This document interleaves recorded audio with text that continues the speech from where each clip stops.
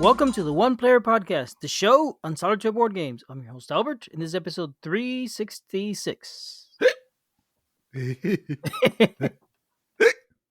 It's good stuff, Albert. I like it.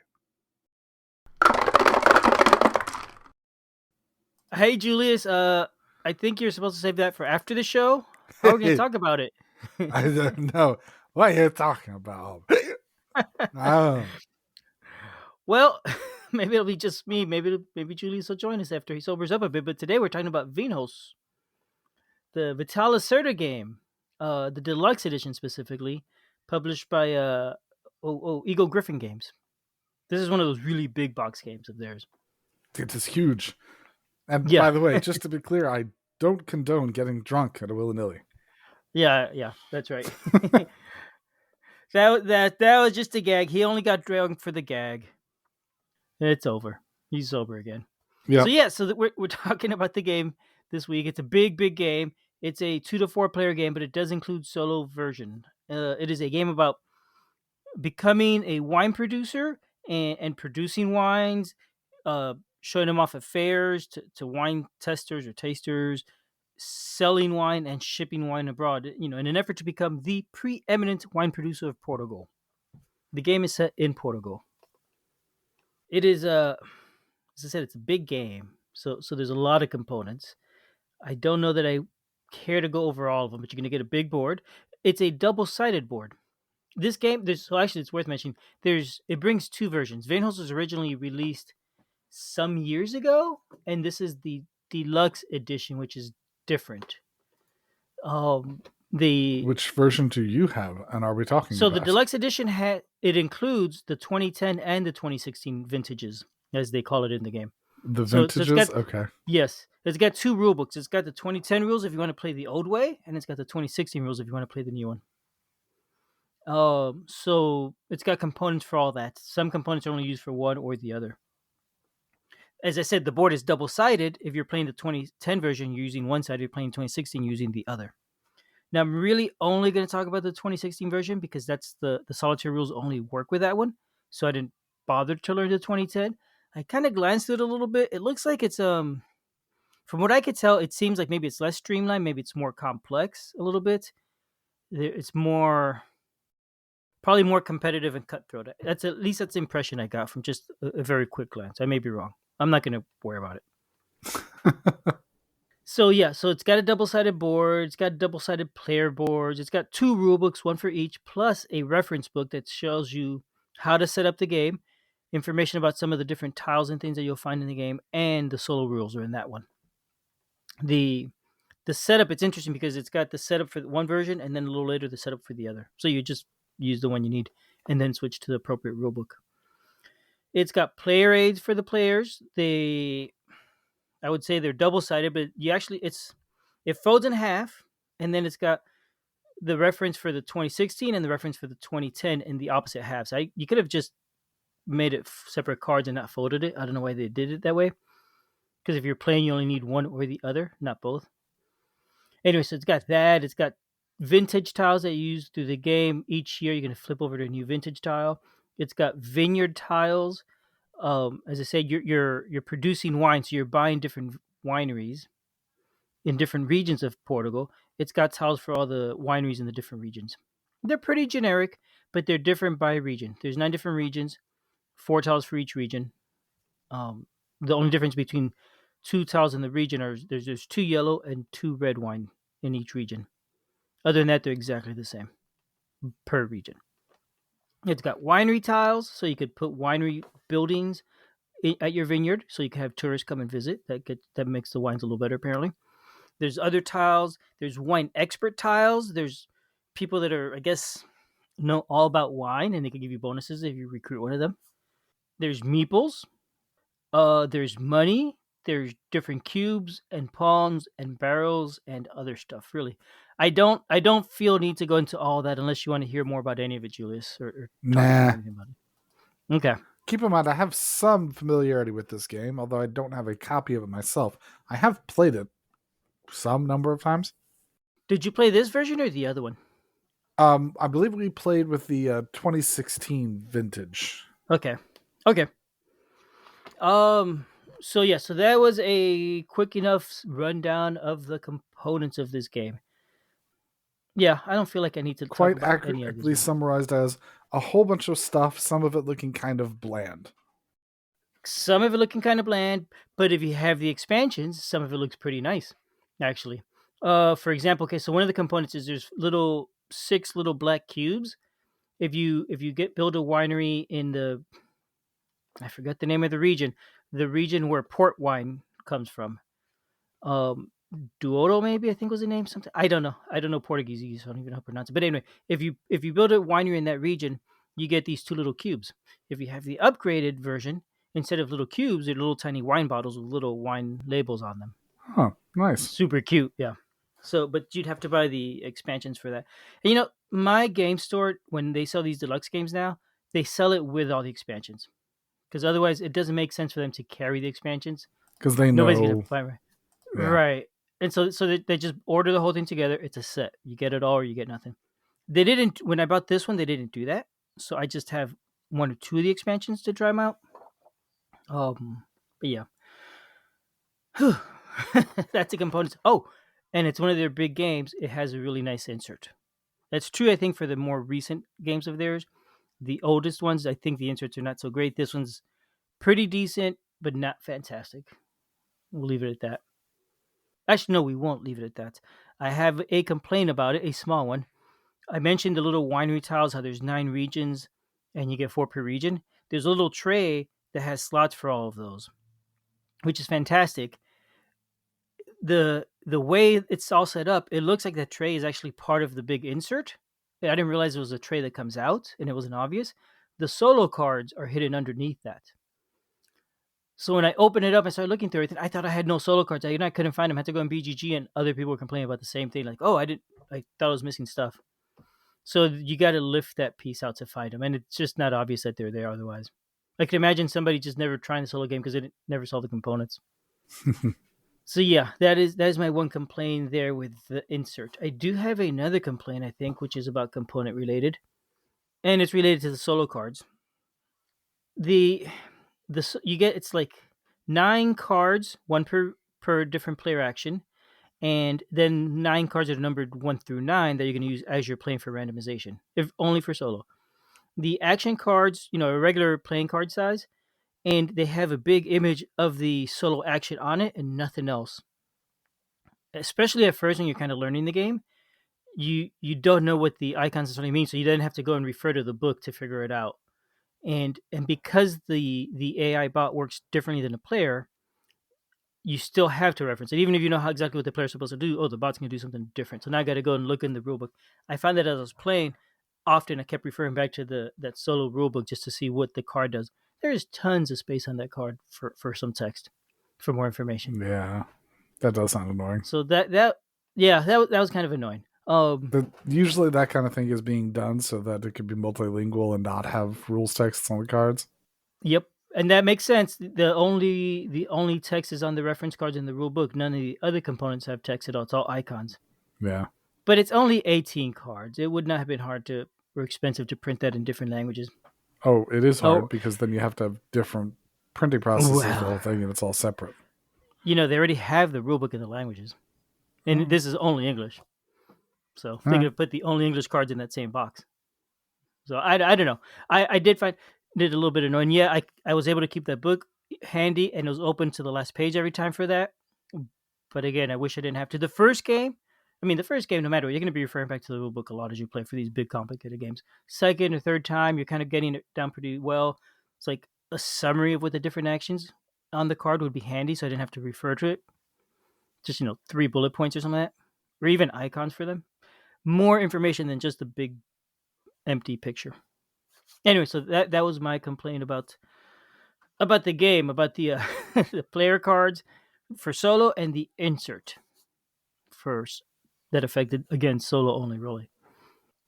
Yeah, it's a nice insert otherwise. So anyway, that's the components, Julius. Sounds good. The theme, it's your every time I play this game, it's like, oh, I really want to go have some wine. I really want to have some wine when I'm playing this game. the theme of the wine and the wineries, I think, came through pretty decently for this game. It's obviously pretty abstract, being a Euro, but yeah, I think it came across pretty well. Like, I like how each of the regions produces different wine, and if you look at the rulebook, it tells you, oh, this region, it has these kinds of wines and is famous for this, and therefore it gets this kind of bonus when you build a winery in that region versus a different region. So I thought it was pretty thematic for what it was. I'm not at all a wine person, so I don't know very much about wine or the differences of wine or anything like that. But it definitely feels like a good merchanteering type game. So I think it's on point, in my opinion. Yeah, there we go. That's the theme. All right. So the rules. It's kind of a lot. It's a big game. So your goal is to basically to get the most victory points. Even in the 2016 version, you're saying it's a big game. It's a big game. It's a big board. There's a fair number of rules. Um, and it probably helps if we talk a little bit about the setup. The board is divided into parts. On the left is a map of Portugal, in which you will place the different wine, not the wineries. The wineries are the ones with the buildings. I'm sorry, what's it called again? The Uh, uh, regions? um, the vineyards. You place the vineyard tiles on the regions of Portugal. There's 4 tiles per region. You put them all there. When you're playing solo or 2 player, you're gonna leave 2 of those out. You pick them randomly. Those 2 will stay blank. The rest have their tiles. If you have one of the expansions, it has nice little cardboard spaces to cover that region thing, so you don't even see it on there, and it's not distracting whatsoever. It's nice little touch. Not needed, but it was nice. So that's on the left. In the middle is the different player actions. It's a square that's 3 by 3, and all the actions are in there. You can move your pawn around to take an action on your turn. Not only is it the actions, it's also used to keep track of the current turn of the game, and the order of actions within the turn. And that's pretty neat because as you're taking actions, the the turn tracker icon does interact with your pawn and where you go. It can. If you end up going to the same space where it's at, you have to pay for that. So it sort of restricts your actions throughout the game. Um, the top region, the top of the board, has space for some of the experts that you can recruit. They're not called experts or something else. They're I will tell you because it kind of sort of matters. I don't. The people that are judging the wine is whatever they're called. I don't know. Wine judges. They're at the top, and they're just spaces for you to put some barrels there. You may get barrels throughout the game. You start with 2, you may get more. So there's a section for that. On the top right of the board, hang on.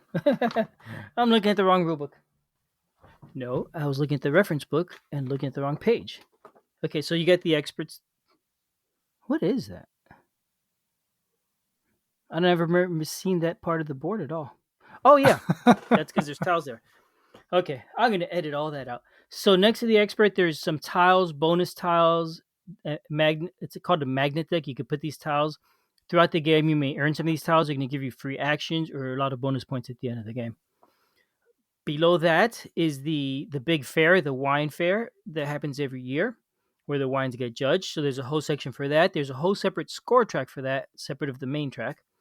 And there's stuff to track other stuff that happens during the wine fair.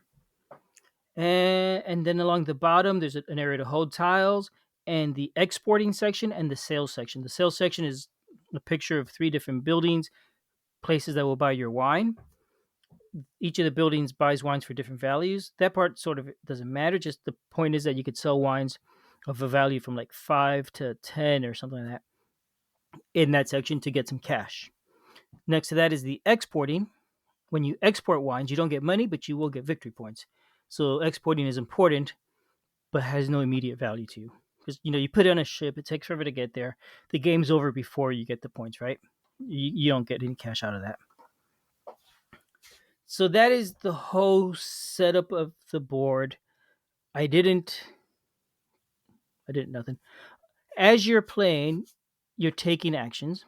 Each turn you're gonna each player is gonna take 2 actions, and you'll alternate. First player takes an action, then the next player, then you take your second action, then the next player, and so on. If there's multiple players, it's 1, 2, 3, 4, then 1, 2, 3, 4 again. Your actions vary.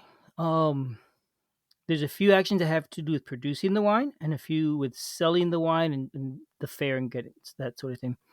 The first action you could take, and also really the last action on the board, there's two of them that are the same, which is to create a new vineyard. You would move to that space, and then you could buy one or two vineyards from the map of Portugal that are any of the ones that are available.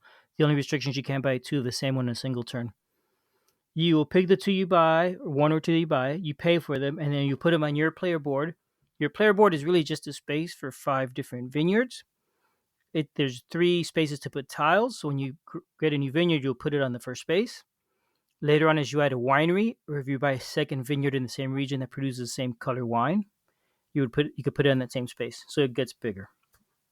The bigger it is, the more quality wines you can produce, the more value they have. You will put it on that space, and you put your little marker from there, from your little board, onto the map from the region it came from. That marker is simply there so people could see who has stuff in which region. That's the first action: buy 1 or 2 vineyards.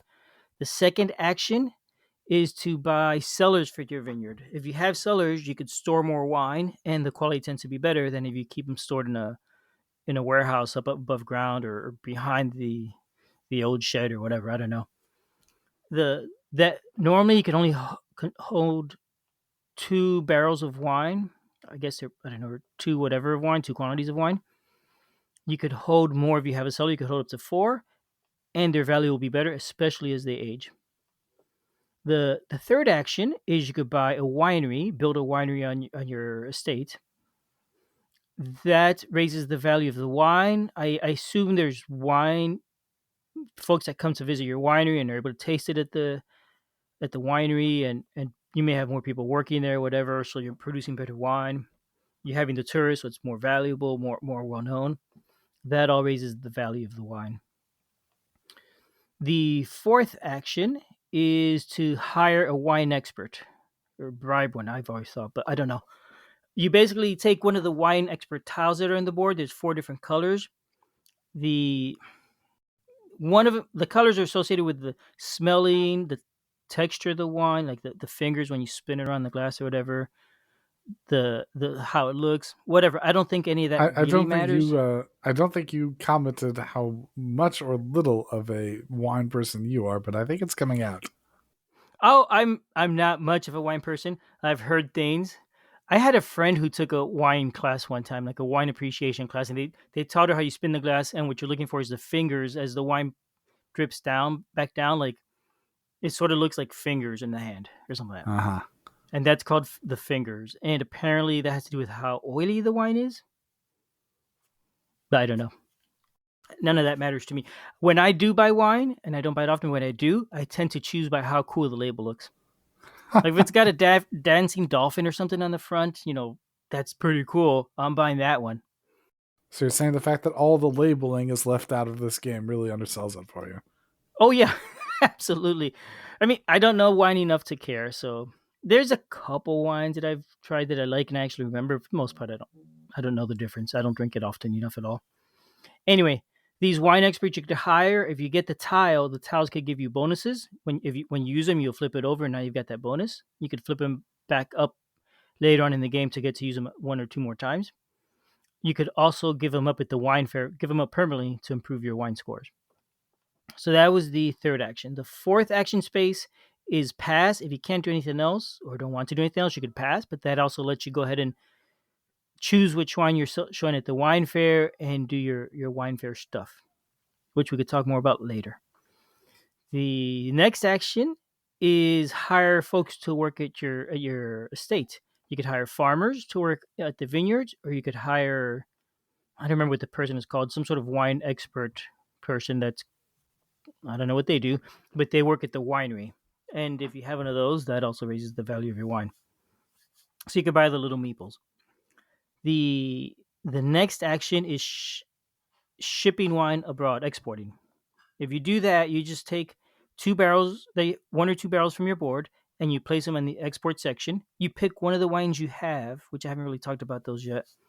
You pick the one you want to export, and you put it on the matching space based on its value. And when you export it, you immediately get that many victory points. So if I export a value 7 wine, I could get 7 victory points immediately. Plus, that'll set me up for some end game points. The next action is to sell wine. Like the export, I take some little barrels, I put them on the board, I choose my wines that I want to sell based on their value, and I get that much money for them. So if I sell a 5 and a 3, I get 8 money. And your last action is again the same as the first one, is to buy new vineyards. The reason it's on there twice and it's first and last is because it's on a 3x3 grid. I mentioned that when you move, you can only move to an adjacent space. If you want to go farther, you have to pay money. If you're not adjacent to the space you're at, you got to pay money. You also may have to pay if another person's on the space already. You have to pay them, or if that turn tracker is on the space, you also have to pay that. So potentially, you may have to pay as much as 3 money to get from one end of the board to the other. And buying vineyards is important enough that I guess I decided to put it twice at the opposite ends. So those are all the actions. The game basically consists of taking these actions to to create vineyards and make them nicer so you can get better quality wines to sell, export, and show at the fair. It's a lot. So Albert's getting tired just talking about it. I know, yeah, it's and thirsty. I don't have wine, but I've got tea. Hang on a second. So the wine values matter, right? When you every year your wineries are going to produce wine. The basically each turn on the board is a year, and there's a total of 6 turns, so you're going to play over 6 years. The When they produce wine, if you have any wine on there from previous years, you shift them one space to the right, and then you add a new one. If you can't shift to the right because there's no more spaces because it's the 5th year and you filled up your cellar, or because you never built a cellar and you're already on the second space, that just gets thrown out. It's no good anymore. It's now junk. Otherwise, when you're building a new wine, the value of the wine is going to be what you have on there. Do you have how many vineyards you have? Do you have any farmers? Do you have an estate or any estates? And any of the state experts on there. All those add up together to give you some value of wine. Plus, if it's in that port region of Portugal, you could use your little port tile and give it another +3 because port's apparently really good wine. So your wines. Oh, and at the top of the board, there's these other tiles that I mentioned before. I think I mentioned them. Maybe I didn't. If I did, it was really in passing. They're the vintage tiles. You can have a different one each year. That also affects the wine because that's kind of it was a really dry year or it's a nice wet year and sunny or whatever. The wines could be worse or better from year to year. So potentially, I think you get a wine from value anywhere from 0 to 14. If it's 0, you don't get a tile. You don't get wine that year from that winery. If it's higher than 0, you get a little tile that has a number on it, and it's double sided. One side's yellow, one side's red, or white and red for white and red wine. And you put it in your winery in the right space. You now have a wine. Let's say it ends up being a value of 6 for whatever combination of reasons. I put that little 6 tile. I now have wine that is worth 6. I could export it for 6 points. I could sell it for 6 money. I could show it at the wine fair for 6 prestige points at the fair. Other things may still modify that, like if I have a cellar or from other regions, some regions give you other bonuses. That's how the wine value works. When you're selling wine, when you're exporting, all that's going to be tracked. Your turns consist basically of taking all those actions in order to build your state, plus the wine fair. The wine fairs happen 3 times. After the 3rd turn it happens, then you'll take 2 more turns, it'll happen again, and then you'll take 1 last turn, it'll happen again. In the wine fair, there's multiple steps. If you passed earlier, some of these steps may have already happened for you. If not, they'll now happen at the end for everybody that's playing. You basically the first thing you do is pick which wine you want to show off at the fair based on the value. Ideally, the higher the better because you get more points. So you look at the wine value. You may have wine experts that you use up to raise its value. You will also potentially take cubes off the different regions. I didn't mention it, but whenever you do stuff that affects the different regions of Portugal or your wineries, you can add these little cubes to the map. And anybody that has wineries at that region can then take those cubes, you or the other players, and use them to add value to your wine. I don't understand thematically why that happens, but it's part of the game. It's part of what makes it more interactive. So you're gonna take those things. You're gonna play some. You're gonna choose a bonus that you get. There's 4 different bonuses because it's up to 4 players, which will give you something potentially, plus also determine the player order for the next round. And you will then, what else happens? I'm looking at this little tiny picture. You'll figure out the value of the wine. A couple other things may happen in there. And then at the time of the fair now, everybody's got their wines, has gotten points from this fair. Let's say I have 10 and Julius has 13. We'll now look at for the first wine fair, we'll look at it and divide, see who gets points. First place, Julius will get 6 and I will get 3. Second wine fair, the points a little higher. Third fair, even higher. Excuse me. You will move yourself up along. Well, you will get victory points for that, but you now have your. Julius has his. I have my 9, and Julius has his 10. I said, or I have 10. You got 13, Julius. I don't remember how many points we have. Those points will stay on the board. Next wine fair, any points we get from the new wines we show will be added to those wines. We're basically raising our prestige from year to year by showing better and better wines, hopefully, and tracking who's been doing the best overall over time. Now, again, these are prestige points, which don't correlate directly to victory points, but at the end of each wine fair, whoever has the most gets victory points, whoever has the most prestige. I think that's everything about the game flow, right? I think I said everything, and I've kind of gone back and forth a little bit. I hope so. There's so much to it, though. Again, it's a big Lacerda game. It's complicated. That's what these games are known for. There's a lot of different stuff. Last time we talked recently, we talked about Bot Factory and Kanban, and I kept comparing and say, "Oh, this is Bot Factory is like a simplified version of Kanban, right?" Yeah, this needs a simplified version. This is the big brother. Yeah, there isn't one, is there? I don't know. No. Maybe there is. No, I mean, they tried to simplify it some in the 2016 redo. Yeah. And the 2010 is even more complicated. Yeah, okay. See, that's what I thought. Yeah, it sure seems like it. So this is the simpler version. You're gonna play. I mentioned the 6 rounds, 2 actions each round. You get a total of 12 actions throughout the whole game. So not a whole lot. So you don't have a lot of choices of what to do, but it's impactful. You do get some bonus actions. I mentioned there's tiles that you could earn throughout the game. You start with 1 or 2, and you might be able to buy some after each wine fair. Those will give you extra actions potentially. That, like those experts that you flip over, you could take that free action before or after your normal action on a turn and flip that tile over. You will get that and your expert back after the fair. So that is how it works.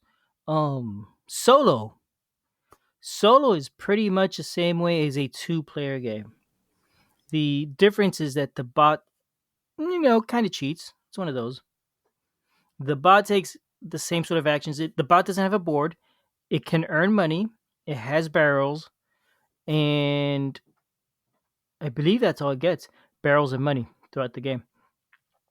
Each turn, you start your first player at the beginning of the game. That may change back and forth, but generally speaking, you'll probably be the first player most of the game. That's been my experience.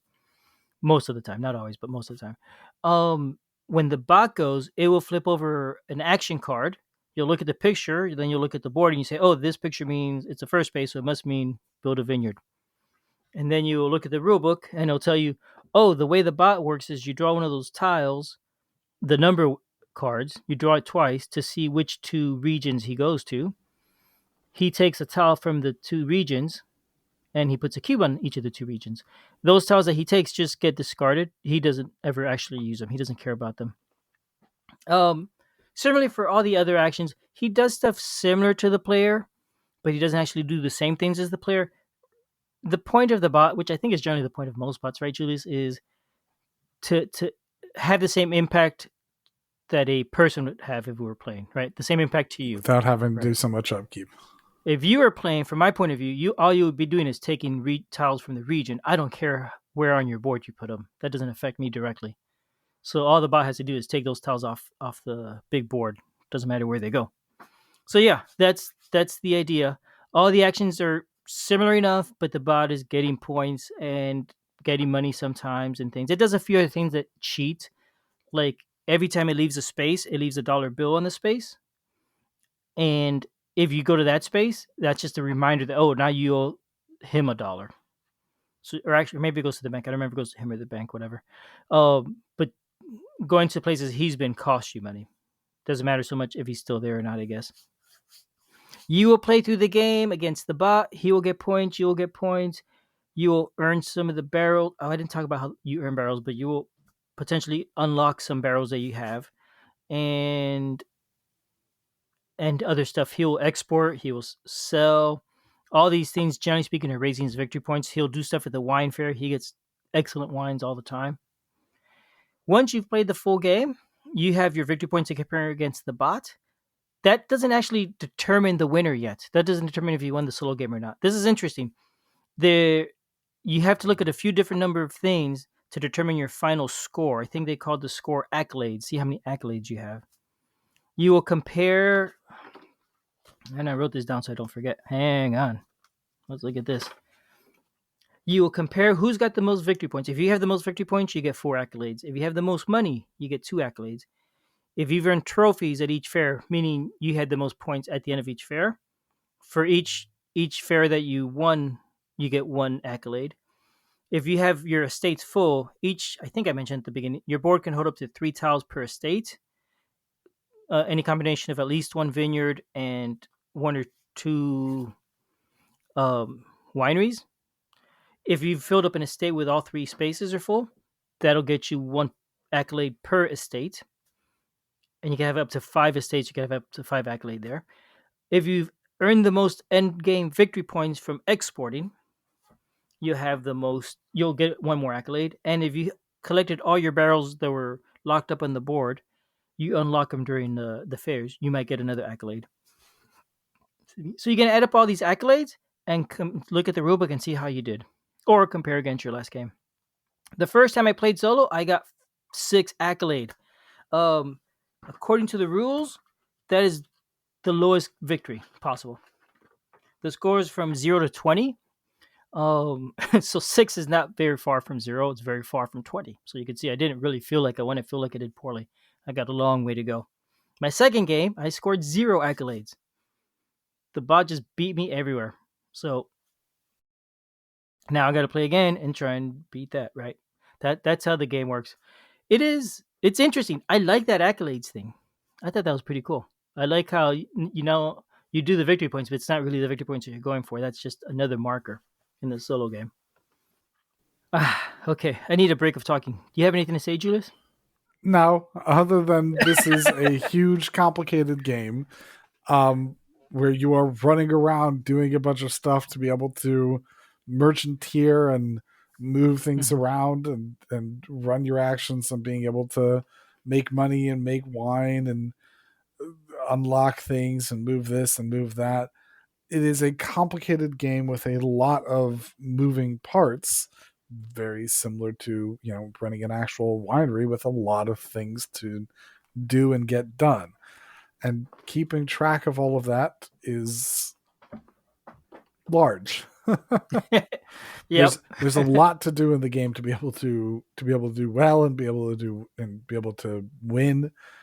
It's a complicated game. It's a heavy level game. Yeah, that sounds about right. I will say I felt this game, I didn't feel as complicated as Kanban. I don't know if that's accurate or not. Kanban to me felt more disjointed. This game, I think all the pieces fit together better. At least it did for me. It made more sense.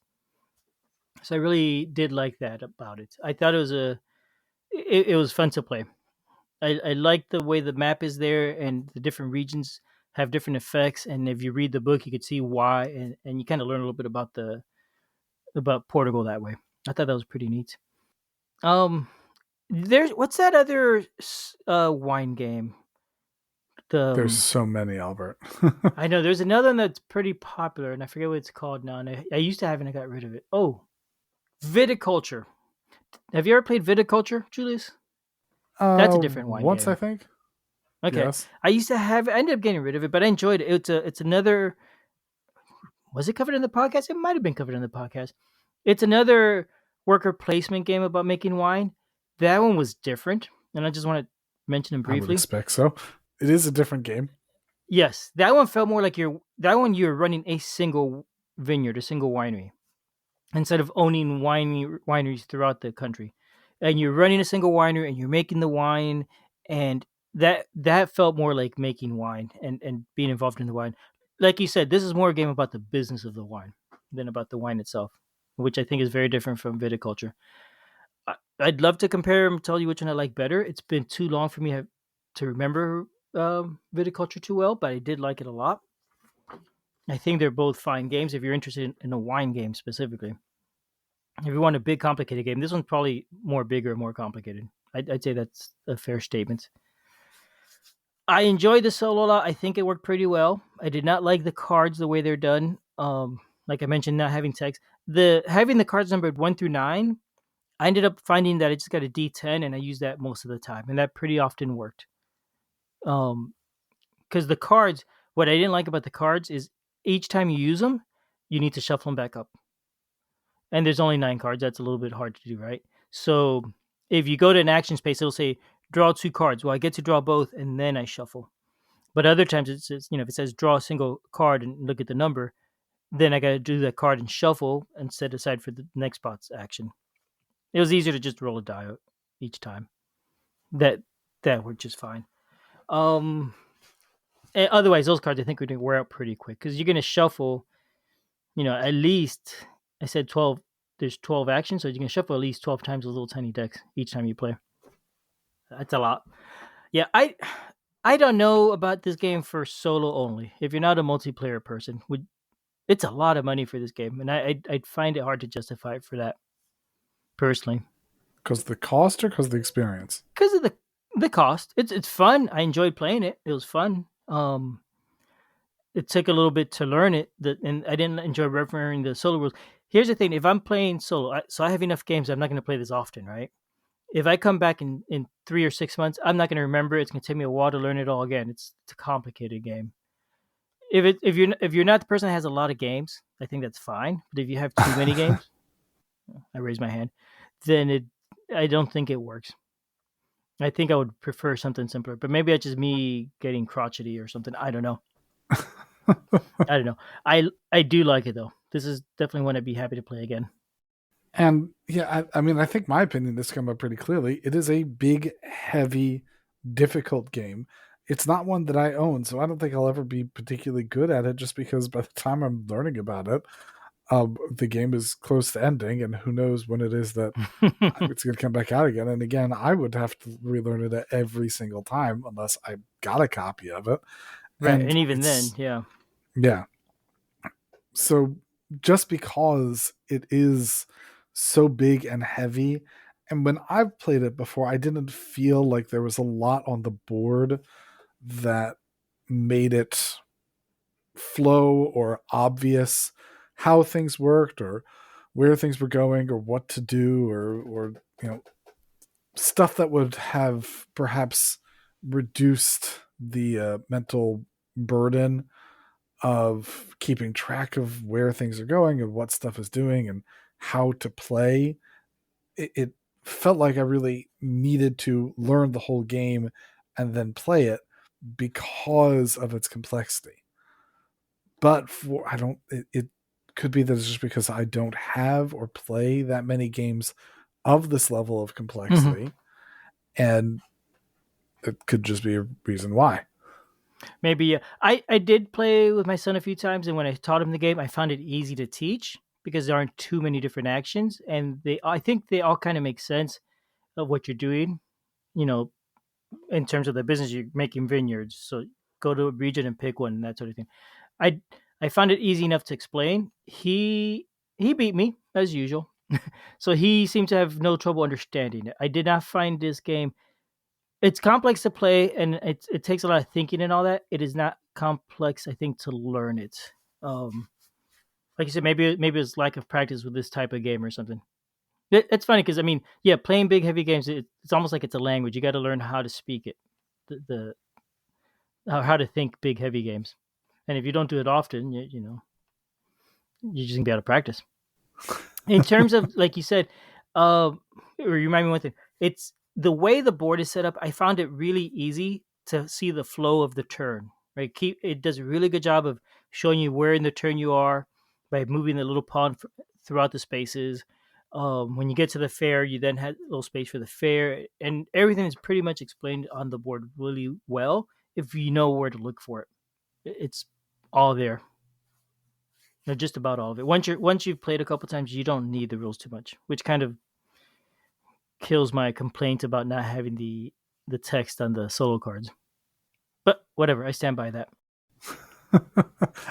I would just want it to be easy those first few times. I think that's you're not killing that complaint because the game is big and difficult and takes a lot of time. If it's the sort of game you're going to have a weekly or monthly session where you're bringing back out Vinhos until you really dig down deep into it, sure, you won't need to do it. But if you're coming back to it even 3 months later, it's really the first time you're playing it, in my opinion. Yep, absolutely. I do think that the game, like I said, the flow is simple enough that coming back 3 months later, it won't take too long to get the hang of it. But yeah, you'll be referring to the rulebook for sure. That is Vinhos. I need a drink now. Albert is ready to retire. That's right. To his smoking chamber, his decor. A fine glass of a strong red. That sounds all right. No, it's a school night. I got to work tomorrow. Can't do that. Well, that's okay. Maybe you'll just make some and leave it until the weekend. Yeah, there we go. All right. Have a good night, everyone. All right. Bye-bye.